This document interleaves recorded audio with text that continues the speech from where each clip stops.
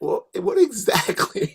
I don't know, 50 of those we Great. got requests for fiscal notes for, which is we have to go through the bill and estimate how much it would cost if it were implemented. So that's also hugely increased over where we were. So, and to answer your question again, we've already started. Yeah. Wow. And no word on the budget from the governor's I was office. wondering So. if it was. Nope. No, it's buttoned up pretty tight right now. So still getting all of these emails and texts for donations to campaigns. That seems to be. Well, yesterday was the deadline to have fundraisers because they can't have fundraisers during the session. Yeah. So you shouldn't get it. You shouldn't get a text after noon today. Yeah. Oh, that's wonderful. So there's also been like it's 5 fundraisers a day over the last several weeks. Oh my gosh. It's an election year legislative session, so. Yeah, I was ready to find another job in order to support everybody that is sending me some. Right. Oh, goodness. Okay. Well, I guess we can get. We're at about 8:34, and yeah, I think we can get going. 15 seconds. Here comes Anthony. That's great. Okay, I see Anthony there. Anthony was gracious enough to cancel Workforce Development Board committee meeting this morning, so I'm glad. Oh man, this better be good. It's better be good. Brilliant, Anthony. So good morning again, and as Ian said, Happy New Year. I hope the year's off to a great start for everyone.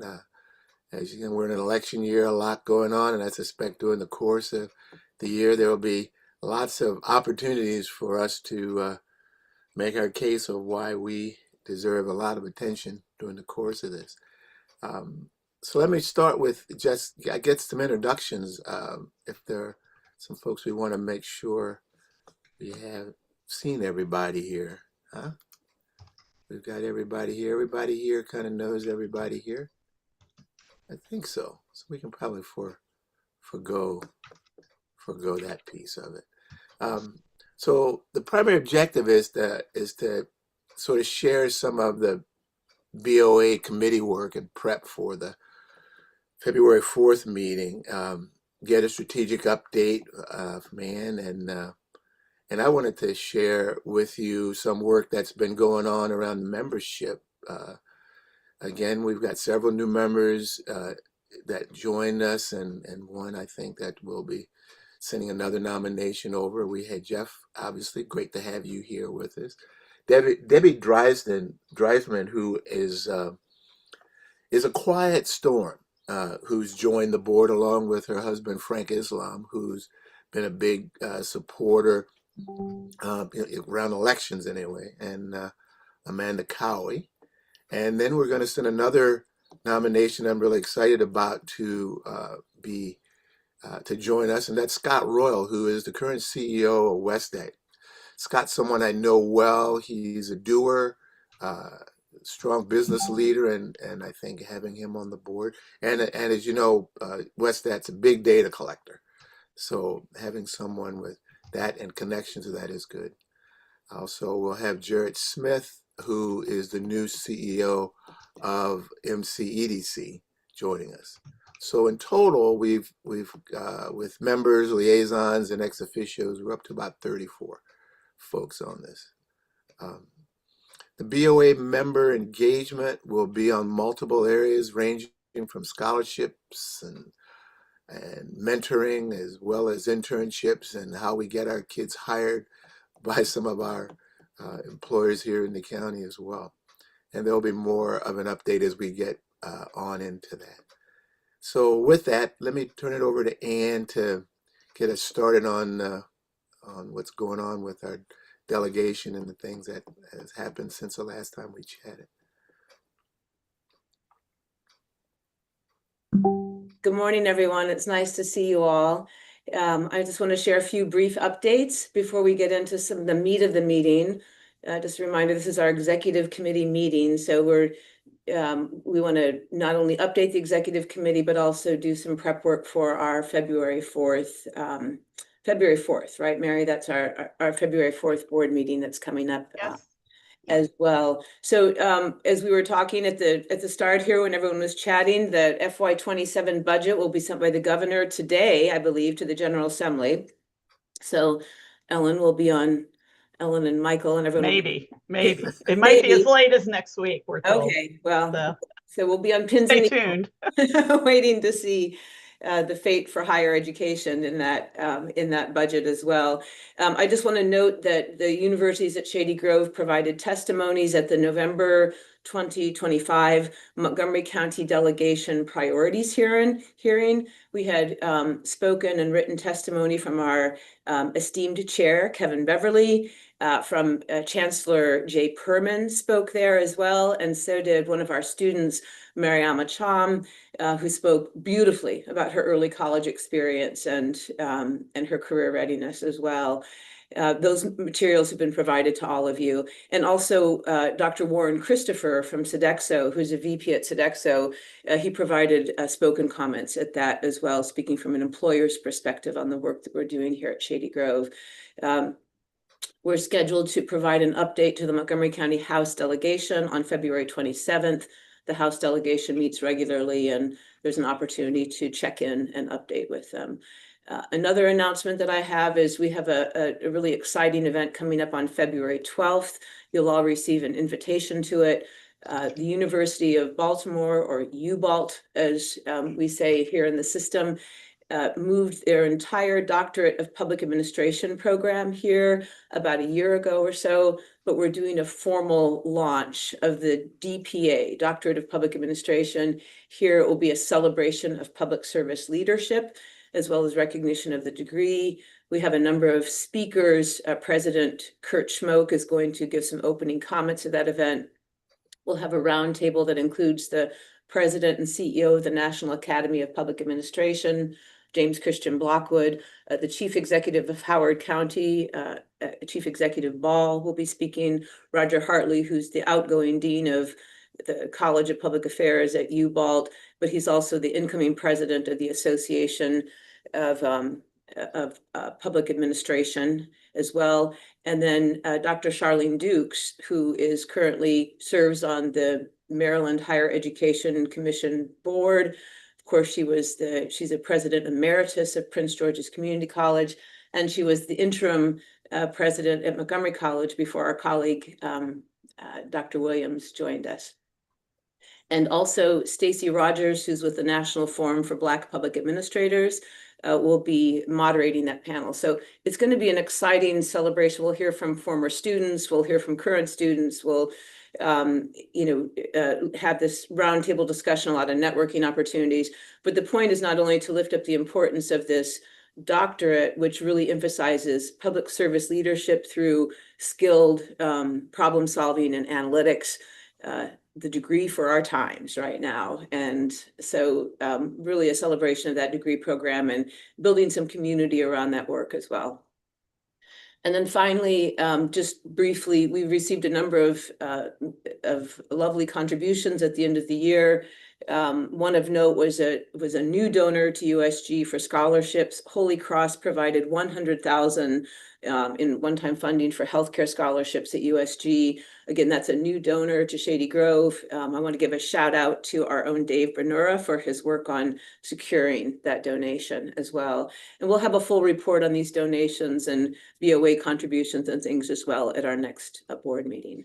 So Kevin, that's the end of my announcements. Would you like me to transition to the BOA committee engagement work? Yeah, I think then we got John coming up there, huh?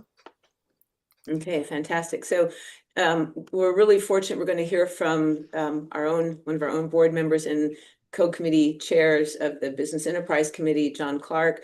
I'm going to provide a little context, though, for John's engagement with us, and just a bit of a reminder of kind of where we're going and how we're thinking about our strategic plan at this stage and how we're focusing our attention. I think it's always important to remind ourselves of where we are right now in higher education and in the economy. Increasingly, public opinion, the American public expects that the ROI for a college education should be a great career. It should be a job and a great career. And, you know, we really need to lean into the career readiness and the opportunities for students to be able to secure not only a meaningful, relevant job upon graduation, but something that launches them into their own journey. And ideally, we'd like them to stay in the region, stay in the state, and contribute to our economy here. We have, across the country, we have hundreds of thousands positions that are open and in demand and new. And higher education writ large, we continue to deliver hundreds, right? So we're not meeting the demand that is there. We need to reach more students, create more opportunities for all. And we need to align what we do with, as our governor says, lighthouse industries and growth opportunities as well. So I think there's a lot of work we need to do as, you know, as an ecosystem supporting higher education and opportunity. So I just want to talk briefly about kind of three components that we're really leaning into as we focus on our work here at the universities at Shady Grove in trying to play a part in addressing these concerns and these opportunities as well. And the first is, you've all heard me say this before, but really leaning into the commitment that talent development is a key driver of economic development. That you don't have great economic development without talent. We know that this is one of the assets of our state and one of the assets of our county and region is we have a lot of talent, but we need to create more opportunities and develop it, and we need to do it in a more strategic manner. I pulled a quote from Indianapolis where the leader of their talent development work was saying we have to shift the focus from recruiting businesses to attracting and developing talent. Now, we still need to recruit businesses, there's no doubt, but how do you attract and develop talent in a really strategic way? And our question has been now for a while, what role can we play in helping to drive some of that strategic focus and emphasis? So Shady Grove has been very much in the conversation around this. We've had some pretty great conversations with some of the leadership at MHEC. In January, we have a visit, the MHEC Vice Chair, Commissioner Agu, the new Deputy Secretary, the Secretary of MHEC, of course, Secretary Rai, and some of their team members are going to be coming to Shady Grove to learn more about what we're doing here and the role that we might be able to play in helping to implement the new state strategic plan. Is there something specific that we can do in that effort? I think what's important here is really starting to see the connection between not only higher education, but economic development and how we're thinking about things. I serve on the steering committee for the state higher education strategic plan that MHEC is leading. As you all know, I play a role in the chamber. I chair the board of directors for the Montgomery County Chamber of Commerce and serve on the Economic Development Corporation board. And there's been a lot of effort to activate the business community, get the business community thinking about the challenges here, understanding the importance of talent development in that work. Dusty is on the call here. I want to give a shout out to Dusty for his support and his company's support for bringing some of these businesses together and having some of these bigger conversations about the future of the county as well. So thank you, Dusty, for that. I serve on the Greater Washington Partnership Talent Ready Executive Group, working with the Educational Strategy Group and others to look at talent strategies in the region.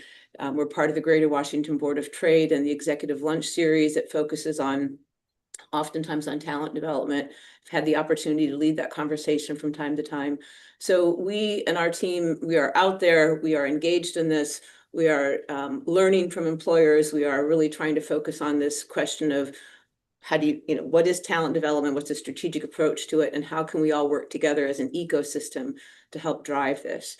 A second component that we're really leaning into right now is around data analytics and the capacity for data analytics here at Shady Grove. You can't plan for pathways, you can't meet demand, you can't think strategically unless you know the context. What's the demand? What's the supply? What are the new talents? What are the new skills? Our Ready Institute has been working hard to provide strong capacity in this. As you all know, we've done 2 region-wide Innovate Ed Summits at USG with the Economic Development Corporation around this. We've got a team today that Mary is leading, and Chad Muntz from the system is leading on academic analytics. They're doing a presentation on workforce development insights from campus to career, using data to shape institutional strategy. This is kind of one look inside to the work that the Shady Grove team and also the great Data for Decisions team and the system have been doing together to really build our capacity, our understanding of what happens from campus to career, and using data to shape that strategy. We've been working on a variety of virtual workforce and education dashboards for decision-making with the Ready Institute. And I will use an analogy here that we've been using with our executive team to really drive our own internal data gathering work so that we can be more precise in how we talk about our ability to deliver on the promise, students graduating career ready and getting jobs. We've been using a Moneyball analogy. You all know the book, the movie Moneyball, about the Oakland A's. And the focus there was, the key to winning games is getting on base.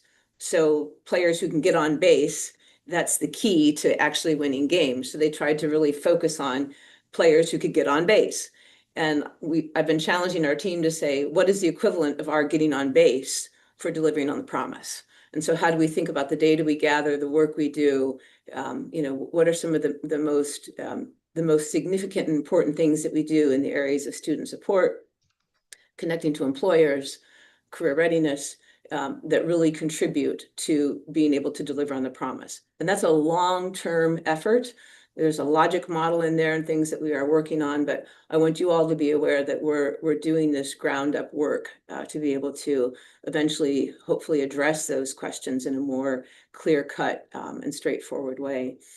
And then finally, the third piece that we're really focused on is a new business academic institution partnership. So in addition to thinking about talent development, driving economic development, in addition to data analytics and capacity, we're also then very focused on what does a new relationship, partnership look like between business and academic institutions?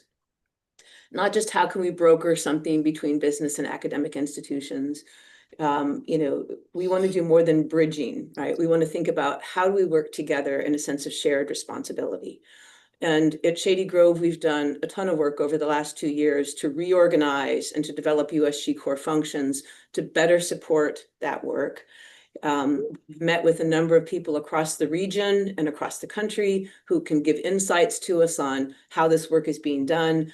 John's going to talk a little bit about our meeting with Dr. Randy Bass from Georgetown, who heads up the Red House and heads up innovation at Georgetown, and the work that they're doing and the work that he's doing with folks in Texas as well, to learn more about how you build this new kind of partnership. Our FY25 and FY26 priorities inside USG have got the team focused very much on this employer partnership with academic partners and how we can deliver on that. We've done a number of employer focus groups in collaboration with our academic programs, conversations with all of you and with potential board members as well. I host a variety of podcast conversations around AKA innovation where I explore these. So we're gathering information while we're also trying to build and deliver on this. And, USG has done a lot of work to try to understand what this looks like.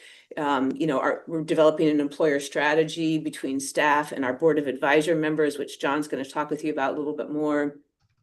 Looking at employer champions, looking at across our 4 industry sectors. So really trying to think about how do we both structurally and relationally and informationally build this kind of new partnership around shared responsibility so that we can meet demand with career-ready talent, and that we're doing it in partnership with employers as well, and have deeper intelligence on how demand is changing and what skills are changing and how we can rise to meet them.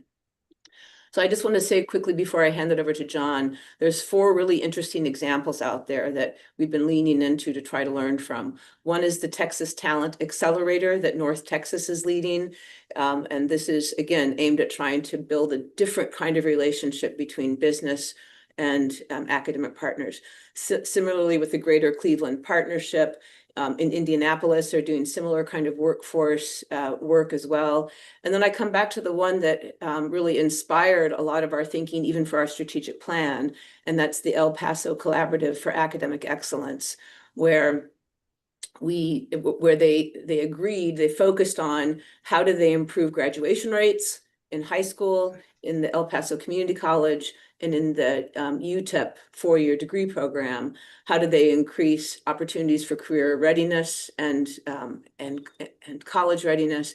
And if you look at the numbers over a 2-decade period, the graduation rate increases alone are just transformative. The number of degrees, in the community college going from like 700 a year to 4,000 a year. I mean, it's just remarkable what they were able to do with a collaborative, concentrated focus. The same with the four-year degree completion rate and high school completion rate.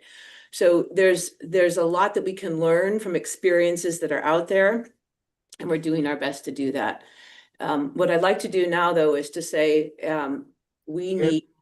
And Yeah. before Yes. you introduce John, I just want to comment, because you guys have heard a lot there about the activities that the organization's going into, and Ann's personal commitment to trying to engage our business community. It wasn't by chance.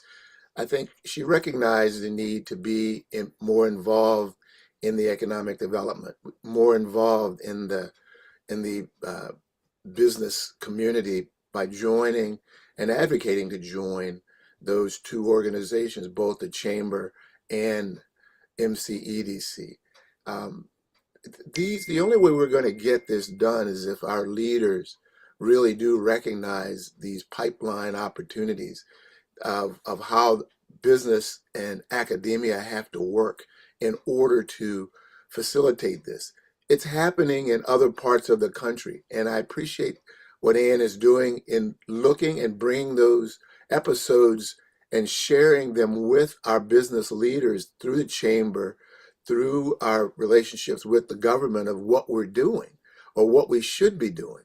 Because otherwise, I think Montgomery County, we get into our little box. Maryland, we get in our little box about how we're doing things.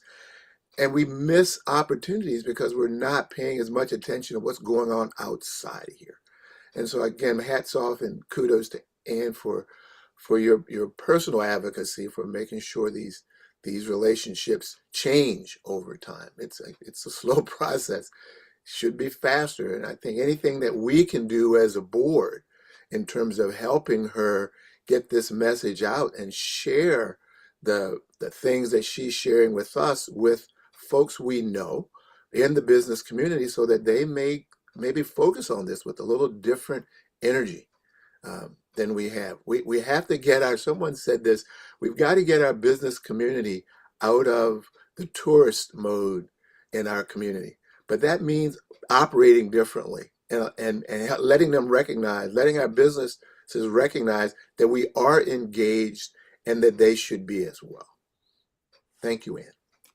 Thank you, Kevin. I appreciate it. I mean, we've got our whole team here at Shady Grove is committed to this. Our whole team here sees the value of understanding talent development in the context of economic development. Our students need jobs when they graduate. We need a robust economy. We want them to stay here and thrive. So it really is an ecosystem. And sometimes it can feel kind of overwhelming.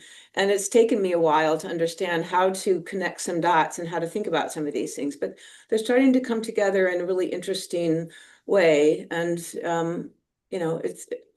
I will say, to Kevin's point about the tourism, we use the term here a lot of times, no more Vegas wedding MOUs with business employers, right? Because a lot of times an employer will fly in and say, we need this. And we'll say, oh yeah, let's set up an MOU. And we set up an MOU, but no one's talked about faith, family, or finances, right?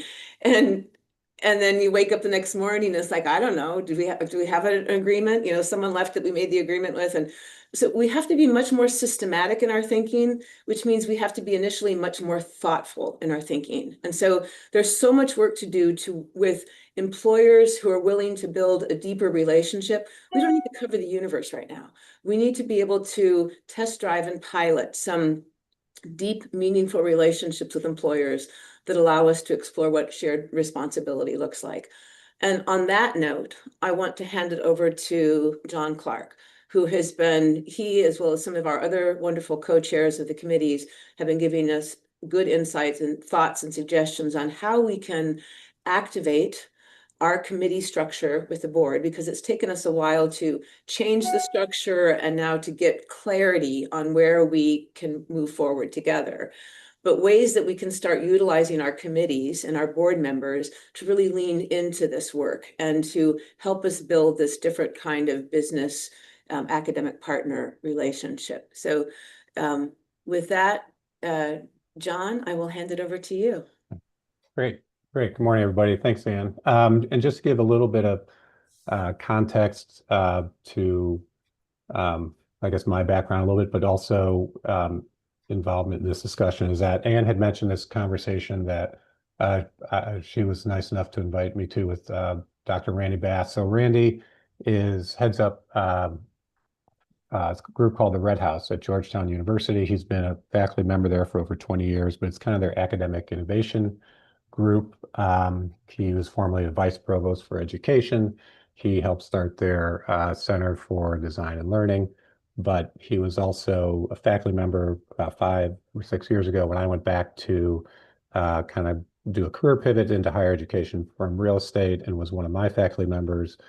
And then subsequently I ended up working part-time at the Red House on various projects for probably the last 4 years, and most recently worked on work integrated learning. They've done a lot of work looking at redesigning the degree. And so he and Ann, I think, are two of the biggest visionaries that I've met in the higher ed space. So I was very pleased to actually, I think, connected through the Greater Washington Partnership, and then subsequently had this meeting, and Ann invited me to that. But one of the things that's relevant, I guess, to this conversation is that Randy, with another Georgetown faculty member, have been consulting at the University of North Texas, which is a very different institution than what we have. Is very similar student body, but they have 47,000 students, and they have, just outside of Dallas, a very robust, much bigger employment environment. But they've kind of set up, they've stood up an employer educational collaboration element called the Texas Talent Accelerator, which Ann had mentioned. And so it was interesting just being in this meeting, and the two, Ann and Randy, kind of two very thoughtful people who are focused on building the connection between the academic journey and employment readiness, and how to make students much more ready. And so kind of subsequent to that meeting, Ann, Mary, and I talked about next steps we can take on the business, on the committee level, in building our relationships with employers, and how we can collectively as a group develop this strategic approach to employer engagement at USG.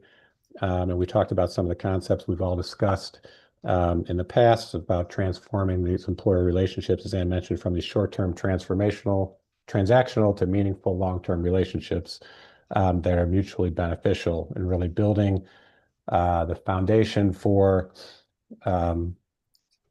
development of skills and in the future, and kind of creating these, I guess, what Ann's called horizon opportunities. And so in trying to put together something for us to discuss, I thought back, like, over the past year. I mean, Dusty and I have had a number of conversations. We've also had other conversations with other committee co-chairs, kind of going back even to, we had a construction management roundtable about a year ago, and then also in the fall, Dave and Tom put together this business community focus groups. And so what I try to do is pull together those conversations into elements of a framework for us to collectively create. And we really talked about a kind of a two-step process to do this, so that the committees could have a creating approach to that.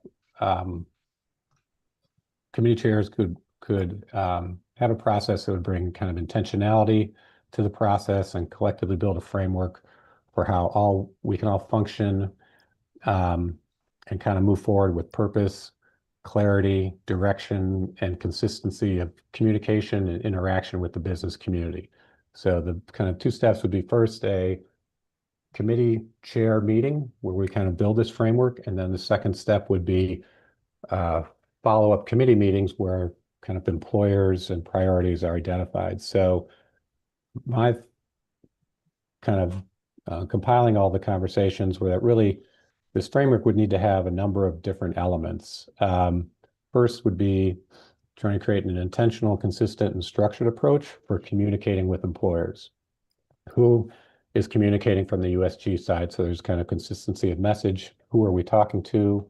What is the message that we're conveying? What are we offering to the employers? What do they get out of it? What is their employer engagement? I think this is a very key element of this based on all our discussions. It's not just what are we asking them for, but what are we offering them? What do they get out of trying to build this long-term relationship? And we talked about a number of ways that engagement can look like, whether it's a voice in curriculum, participating in internships and mentorships, looking at building the foundation for these horizon opportunities, and then also roundtables, focus groups, and conversations down the road.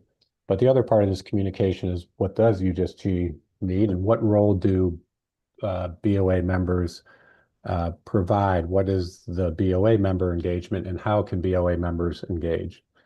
So we really look at striving for consistency of messaging and consistency of the communication process, and kind of integral with that is a second element, which is the follow-up process and structure once initial conversations have occurred so that there's continuity of communication and momentum building. To me, I think one of the only thing worse than probably not communicating is communicating and not having a follow-up conversation occurring, where you initiate discussion, but then nothing happens after that. And we've kind of, that's even probably a worse reflection on us. I think a third element of this framework that we've all talked about is a process for prioritizing within each committee, a strategic tiering or hierarchy of companies to pursue so that we've got a focused direction and not just a shotgun approach, starting with a small group. And I think we need to recognize the limited time and people resources that we have within USG to pursue these relationships and communications. So deciding who do we most want to engage with within each sector and which sectors are the highest priority.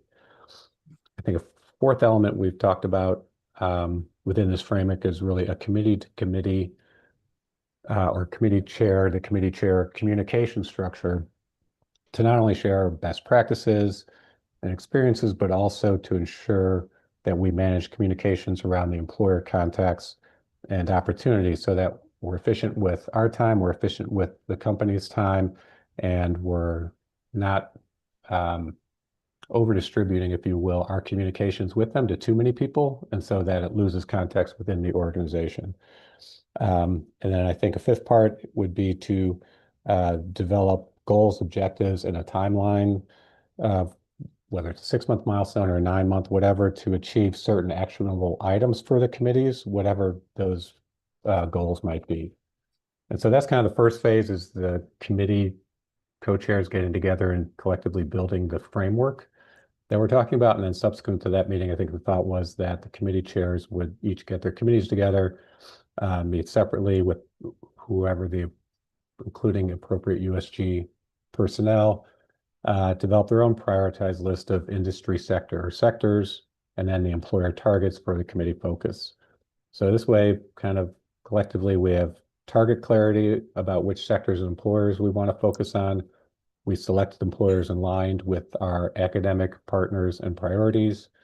We identify these horizon opportunities, which are avenues of skills for skills and talent development in the future in conjunction with the employers. And through this kind of developed framework, we have message clarity and consistency, both point of contact, both on the message and the ask. And then we have clarity about the roles for both the USG team members and our board BOA members and committee members. So that, I think, hopefully, Ann, that summarizes kind of what we've talked about. But I think that I just tried to pull together a lot of the conversations that have occurred that I've had with people and things we've observed with our roundtable and just talking with many of the other BOA committee members. So, and I'll throw it back to you. Well, thank you, John. What are comments from folks? What did it make you think about?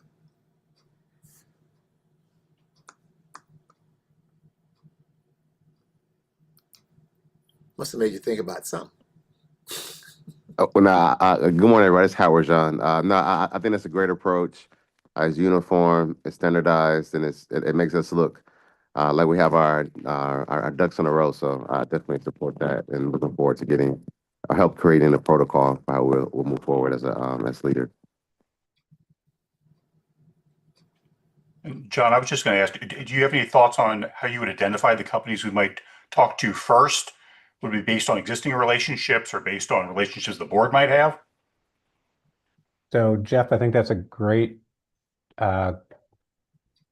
question. And it's, I think, several things. One is on, and I'll let probably Ann maybe jump in on this. Part of it is what I think aligns with our academic partners and programs is one thing. Also, maybe people we've got relationships with, but there are also maybe people we want to establish relationships with that USG doesn't necessarily have, but maybe board members have, or just even targeting companies that we feel strategically are companies we want to have these long-term relationships with. I mean, as an example, personal thought is, okay, is there a major employer in the county that we are not aligned with who, or in communication with, who has alignment with one or several programs? I mean, it's also one of the things we need to be cognizant of. As an example, I'll give Adventist as an example. They have alignment with our health sciences programs, but they also have many functions which align with the business enterprise functions, backroom things, accounting. And so there's many places they could be, and we do have a relationship with them, obviously. But as an example of a company that could align in several different areas. And so I think that would be the work of each committee in conjunction with USG folks to pick a few that are most advantageous from a strategy standpoint and a connectivity standpoint, whether we have connections or we need to make connections. Yeah, it seems like some kind of combination of like board relationships, professor relationships, and obviously the relationships of the different disciplines at USG would be a good start for that. Yeah. Agreed. I just want to add in here, Jeff has been so helpful in helping us think creatively about this, and he's going to share more at our board meeting on February 4th about how to identify board relationship partnerships and opportunities as well, but also coming at this from both the AI perspective as well as from the Capital One perspective. So Jeff, thank you for all that. You're going to be in the mix of the committee co-chair leads on this. So we look forward to everything you bring to the table on that. Thank you. Okay. Yep. If I could jump in here in terms of companies and targets, internally at Shady Grove, we've done a lot of that work, which we had not done at this time last year, in identifying some priorities related to many of the components you're talking about, but using data helping us to secure that kind of prioritization. So we've done a lot of the heavy lifting in terms of the analytics and the connections within the academic partners, and we'll present to you some ideas to the committees of what, where, and how. So there's less of a need for the committees to be thinking they're having to do some of this prioritization. We also have indicated and come up with a structure of services, if you will, that we want to provide to employers in a variety of ways. But just to be specific here, and the interest here is having the board members and the committees target in on those particular employer targets where we want to build a long-standing and deep relationship. So we're not asking the committees to come together and say, hey, help us do this scholarship ask for this one particular company. This is really a more targeted view of really looking at deep employer relationship building. And that's where we can really use the help of the committees to dig in on those specific targets, using data to help us do that work. I'll jump in here too at one great framework, good plan, fully supportive. I think a question worth considering is USG willing to be a solution dot connector if the company that we're reaching to, their urgent needs don't align exactly with what USG offers. So, we can do all the research up front to try to get to the right companies when we get there, and we ask what keeps you up at night from a talent perspective and what they offer. If that's not an exact fit for USG, are we willing to then still help them? I hope the answer is yes. Yeah, I think then that just builds the relationship that, hey, USG is a place to go.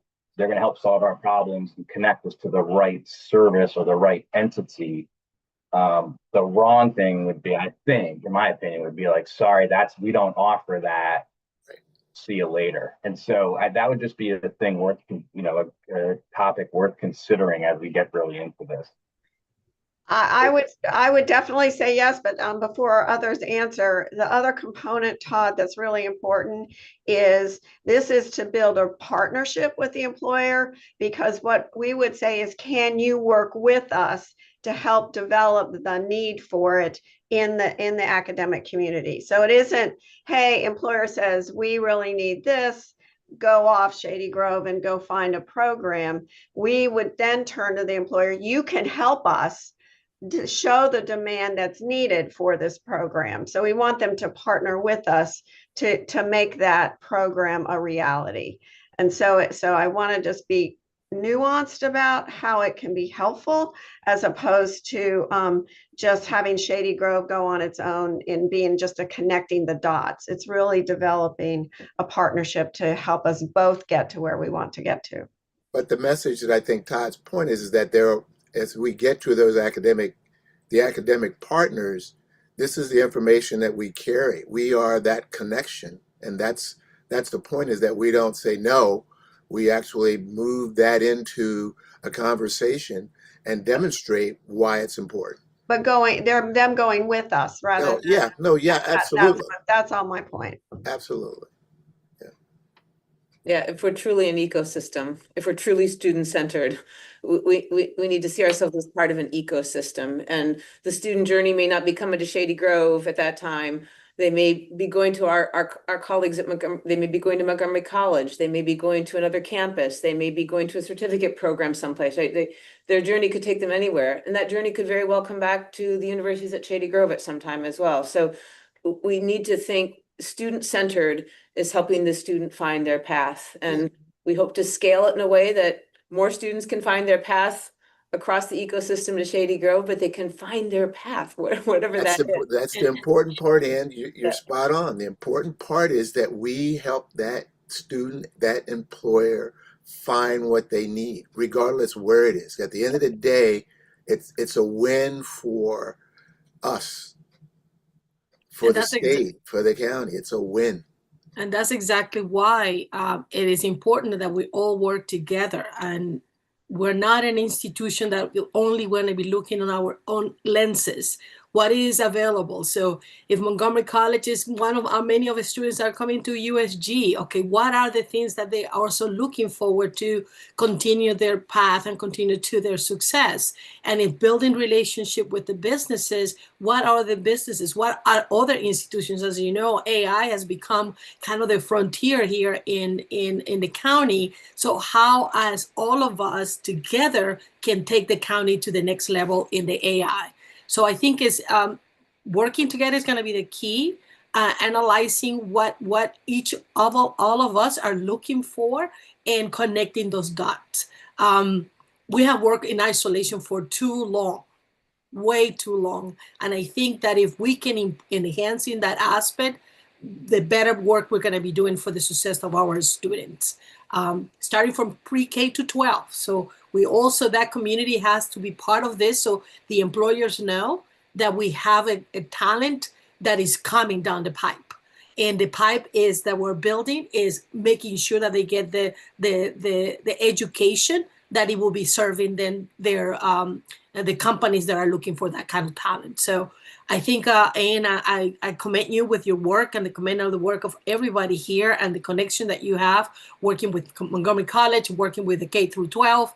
And also, you know, that I have my other hat with the Institute for Health Computing. We're all competing on this. So I don't feel that we should be in competition. I think we should all working in collaboration to be making the county and our students successful.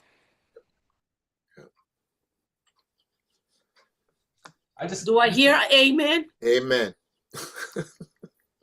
Absolutely, amen. I just have to say how refreshing it is to be on this call. And I've been on many, I serve on many boards, particularly on organizations in Montgomery County. And it's so refreshing. And I think we need to acknowledge that what differentiates us and what sets us out is that we are not saying, how do we get businesses to engage? How do we get businesses to give more? How do we get from business?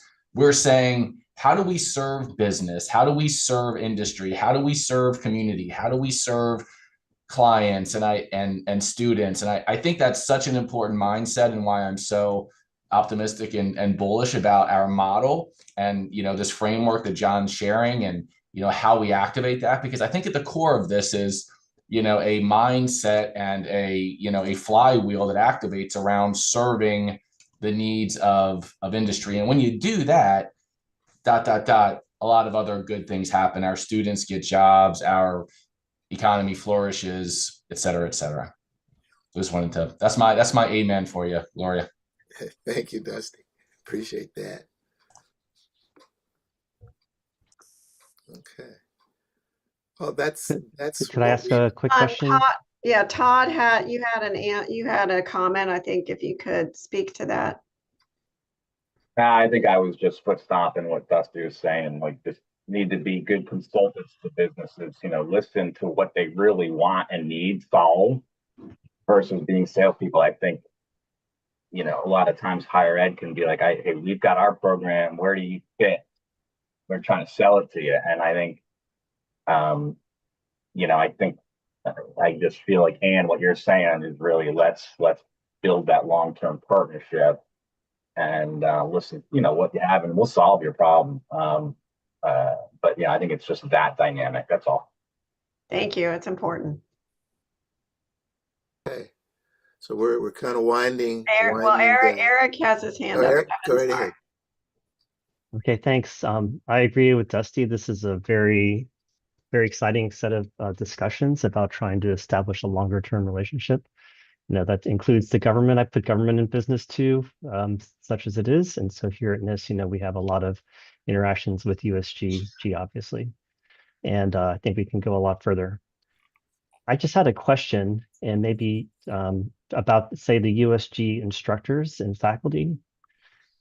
I know from the NIST side that we do interact with a lot of the instructors and provide kind of visitors and content, just sort of context of what happens in our world and what we see in the real world, and trying to connect it to what's the instructional content.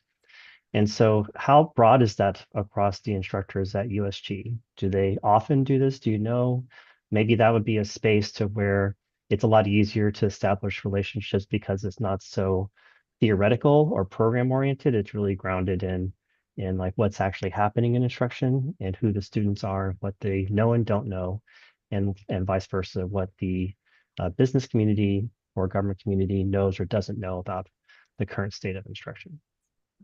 Eric, I'll jump in on that real quickly. We I've heard Ellen use the metaphor that we were using too about sometimes at Shady Grove, it feels like we're running around the apple orchard with a bucket waiting for the apples to fall. And so, degree program over here, degree program over here, as opposed to thinking more holistically. And trying to think more holistically has been the reason why we created the hubs, how we can scale, how we can do this work more at scale. The Office of Strategic Partnerships has been doing a lot to build more consistent relationships with our academic partners, thinking across the hubs about these needs and priorities, trying to engage employers as a hub as opposed to all the individual programs. But there still is a lot that goes on where you've got fabulous instructors, just incredible instructors who have a lot of contacts, and they're out there talking to employers. And you don't want to shut that off, because it's wonderful. But we do want to be able to, to streamline it, to capture it in different ways, so that employers aren't, well, I heard from this degree program, then I heard from this degree program, and I heard, there's got to be some ways to honor their time and honor their input and the information they're sharing, and to do it in a way that's more, also more realistic and impactful for our academic partners as well. So we're moving in that direction, Eric, of trying to do it more systematically with the hubs, with our Office of Strategic Partnerships and others. So, but it still is a work in progress how we transition from one to the other. I think one of the key elements that's a bit different than we've done in the years past, related to this committee framework, is creating a list of priorities and targets of companies. So sharing that amongst not only the board, but with our academic partners also begins to have a cohesive conversation about, we're all driving towards some of the same types of elements within employers to build relationships. So we have found, in talking with academic partners, it's once we start to have a company or two companies to talk about, then they start talking through and thinking through where they have connections. So it's really some glue to have the priorities set amongst not only you all, but also with our academic partners. Right. Well, that is doing it hub by hub as a structured conversation, but engaging the instructors and faculty, I think would be, because then, my just in general knowledge of faculty and who do that important work is, they're bandwidth limited severely as well. Sure. And many of them don't have the network, or just moved here, or just have other obligations. And so that part of the cohort could benefit from that shared experience of then there'd be matching existing relationships from more senior established people to those who are just starting out. Yep, that's a good within a hub, right? And then within a hub context, that would make it give it some structure. Yep. Okay. Any other comments? Okay. Well, so I want to thank everyone for this important conversation this morning. This has been good. Really, really appreciate the feedback. And John, thanks for the very thoughtful approaches that you're talking about. This is all good stuff. So as we agreed, the committee chairs will get together prior to our February meeting to discuss the launch of the committees that will be presented. And just to give you a heads up as to what's coming in that meeting, we've got two invited guests. One is Jared Smith, who is the new CEO of the Economic Development Corporation and a member of the board, with Ann, little fireside chats. And then a guy some of you may know, and certainly his institution, but the Fuller Institute over at JMU, Keith Walters, who is assistant director there in their Center for Regional Analysis. He's given, he's spread this word around about our economy, and I just hope more people are paying attention to it. But he does a really great job of kind of showing what this region looks like, and with some pretty specific data on Montgomery County and Maryland in there as well. So I think that will be really, really interesting for the board, and I hope we get a good conversation going around some of that. Of course, Ann will do her updates, and then the launch of the committee engagements. So, Ann, unless you've got anything else you want to share with us. No, thank you, Kevin. I'm set. Okay. Well, if there's no more conversation for the good of the order, I guess we'll give you a little bit of time back. So again, thanks everyone this morning. All right, thank you all. Bye, Thank you. everyone. Bye, everybody. Take care. Bye. Thanks. Bye-bye. See you guys.